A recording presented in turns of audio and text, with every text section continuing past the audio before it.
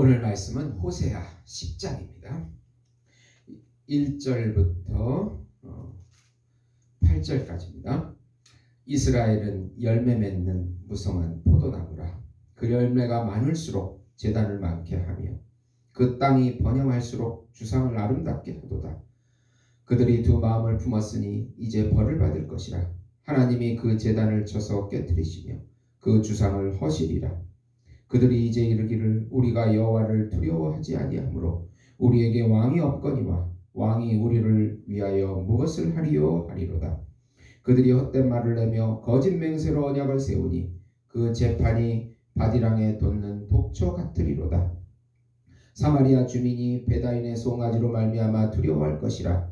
그 백성이 슬퍼하며 그것을 기뻐하던 제사장들도 슬퍼하리니 이는 그의 영광이 떠나감이며 그 송아지는 아수르로 옮겨다가 예물로 야렙 왕에게 드리리니 에브라임은 수치를 받을 것이요 이스라엘은 자기들의 계책을 부끄러워할 것이며 사마리아 왕은 물 위에 있는 거품같이 멸망할 것이며 이스라엘의 죄 곧 아웬의 산당은 파괴되어 가시와 찔레가 그 제단 위에 날 것이니 그때 그들이 산더러 우리를 가리라 할 것이요 작은 산더러 우리 위에 무너지리라 하리라. 아멘. 네.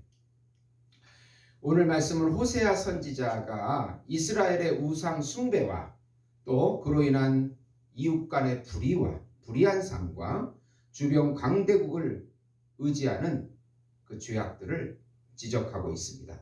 그래서 하나님의 심판이 온다는 것입니다. 사랑하는 성도 여러분, 복음은 기쁜 소식입니다.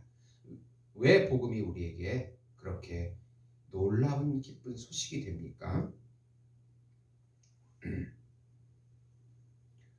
하나님께서 정하시고 준비하신 한 분, 하나님이시며 하나님의 아들이시며 우주적인 왕이시고 우주적인 메시아이시고 우주적인 중보자이시며 우주적인 제사장이시고 우주적인 어린 양이시고 우주적인 참 인간이신 예수님을 통해서 하나님과의 관계를 다시 회복시켜 주시고 죄와 사망에서 해방을 해주시고 율법의 종에서 멍에서 해방시켜 주시고 세상의 노예적인 삶에서 또 해방시켜 주시고 사단의 저주에서 또 해방시켜 주시고 자기 자신이라는 그 한계 속에서도 해방시켜 주셔서 영원한 자유를 주시고 영원한 생명을 주시고 영원한 평강을 주시며 영원한 안식을 주시며 영원한 사랑을 누리게 하시고 영원한 행복을 누리게 하시고 영원한 기업이 되어 주신다는 그 모든 것을 지금 여기서부터 영원히 누리게 해주신다는 소식이기 때문에 기쁜 소식입니다. 예수님께서 이름으로 임재하시고 말씀으로 임재하시고 살과 피로 임재하시고 영으로 임재하셔서 우리 안에 임재하셔서 같이 동행해 주시고 같이 살아주시고 예수님의 형상을 창조시켜 주시고 닮게 해주신다는 소식이기 때문에 기쁜 소식인 것입니다. 이 기쁜 소식을 믿음으로 마음껏 누리시는 예수목장 성도 여러분 되시기를 예수님의 이름으로 축원드립니다. 우선 호세아는 이스라엘의 우상 숭배 죄와 그로 인한 심판을 선포합니다. 이 당시에는 예후의 3대 손인 여로보암 2세 때 정치적으로 안정이 되고 또 경제적으로 풍요로운 이 시대 때 금송아지 우상을 섬긴 그 죄악들을 지적하고 있습니다.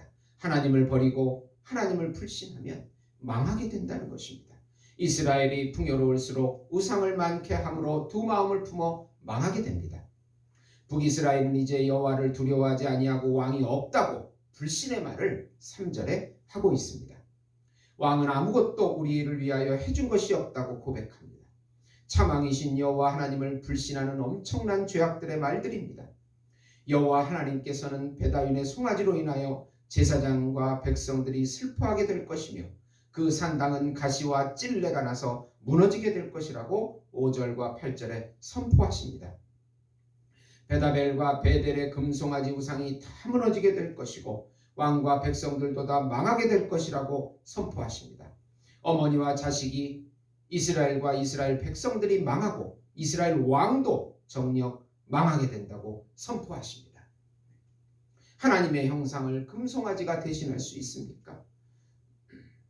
하나님의 형상을 독수리나 사자가 대신할 수 있습니까? 어떠한 것도 예수님 외에는 하나님의 형상을 대신할 수 없습니다. 하나님의 참 형상과 모양은 바로 예수님이십니다. 예수님을 본 자가 하나님을 본 자라고 말씀하고 있습니다. 어떠한 하나님을 불신하는 말이나 또 형상을 쫓아가는 것은 우상 숭배의 죄악인 것입니다. 두 번째로 북이스라엘은 이웃을 향한 불의와 강대국을 의지하는 죄로 심판을 받게 된다고 말씀합니다. 이웃에게 헛된 말을 하며 거짓 맹세를 하니 바디랑의 독초 같다고 하십니다. 아무런 쓸모가 없는 불의의 삶과 삶의 열매를 맺고 있다는 것입니다. 그리고 아수르를 의지함으로 그들에게 예물을 바치니 수치를 받을 것이고 이스라엘 왕은 무리의 거품처럼 망하게 될 것이라고 6절과 7절에서 말씀하고 있습니다. 사사시대의 기부와 사건과 같은 불의의 심판을 받을 것이라고 합니다.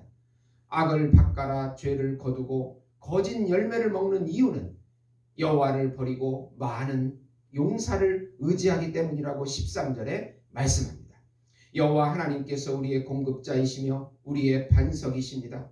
그 외에 다른 인간들의 힘과 지혜를 의지하는 것은 결국은 쓸모없는 것이고 망하게 된다는 것입니다. 하나님만이 영원한 공급자이시고 영원한 안전감이십니다. 요새요 망대이십니다. 그분이 환난 날의 피난처이십니다. 이 전염병 시대의 어려움 속에 피난처가 되어주시고 반석이 되어주십니다. 죄라는 것은 관계 속에서 형성이 되기 때문에 하나님을 잘 믿고 그분의 예수님으로 중심을 잡고 살아갈 때 이웃 간에서도 사랑이 흘러 넘치게 되는 것입니다. 세 번째로 호세아 선지자는 삶 가운데 공의와 인애를 심고 자기 마음을 다시 밭갈아서 회개함으로 하나님만을 찾으라고 충고합니다. 자기 마음, 즉 묵은 땅을 다시 새롭게 기경해가지고 하나님을 찾으면 의를 비와 같이 주실 것이라고 약속하는 것입니다. 은혜의 비가 내려올 것이라는 새 언약의 약속입니다. 회개하고 마음을 새롭게 하면 다시 은혜의 단비를 주시겠다는 약속이 복음인 것입니다. 하나님의 영이 우리 마음이 새롭게 되며 우리의 마음을 새롭게 하며 앞으로 오실 메시아 예수님께서 그들의 힘과 지혜가 되어주실 것이라는 약속입니다. 하나님의 힘과 지혜로 새로운 갱생이 다시 일어나게 될 것입니다. 신앙생활은 우리의 힘과 지혜로 하는 것이 아니고 우리 안에 예수님을 향한 믿음과 성령의 힘과 지혜로 하는 것입니다. 망하지만 바로 그 언약을 믿고 오실 메시아를 믿고 내 마음을 바꿀 때 은혜의 단비가 폭포수처럼 내려온다는 약속입니다.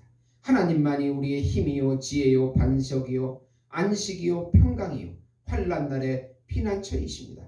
다시 여호와 하나님 그 당시 이스라엘 백성들에게 왕에게 제사장들에게 오실 메시아 모세에게 약속한 그 메시아 다윗의 후손으로 오실 그 메시아 그분이 하나님임을 그들은 알고 있었습니다. 그분을 다시 바라볼 때 율법에 범한 그 죄악 가운데 다시 회개할 때 구원을 받게 된다는 약속인 것입니다. 요한복음 14장 6절 7절에 보시면 예수께서 이르시되 내가 곧 길이요 진리요 생명이니 나로 맘지 않고는 아버지께로 올 자가 없느니라. 너희가 나를 알았더라면 내 아버지도 알았으리라. 이제부터는 너희가 그를 알았고 또 보았느니라. 예수님이 하나님이십니다. 오신 메시아 그분 외에 어떤 형상을 만들어서 섬기는 것은 우상 숭배의 죄악인 것입니다. 예수님을 품고 살아갈 때 동행하며 살아갈 때 그분이 우리를 통해서 나타내 주시는 것입니다. 예수님과 동행하면 행복합니다. 사랑하는 성도 여러분, 어떤 어려움 속에서도 이 믿음을 잃지 마시고 예수님과 믿음의 발걸음을 같이 해나가시는, 그래서 기적을 맛보시고 축복을 맛보시는 예수 목장 성도 여러분이 되시기를 예수님의 이름으로 축원드립니다. 기도하시겠습니다. 하나님 아버지, 오늘도 저희들을 불쌍히 여겨주시옵시고 성령의 힘과 지혜를 덧입혀 주시고 예수님과 동행해서 구원받는 저희들이 될 수 있도록, 그 기적을 맛보는 저희들이 될 수 있도록 은혜를 베풀어 주시옵소서. 예수님의 이름으로 기도드리옵나이다. 아멘.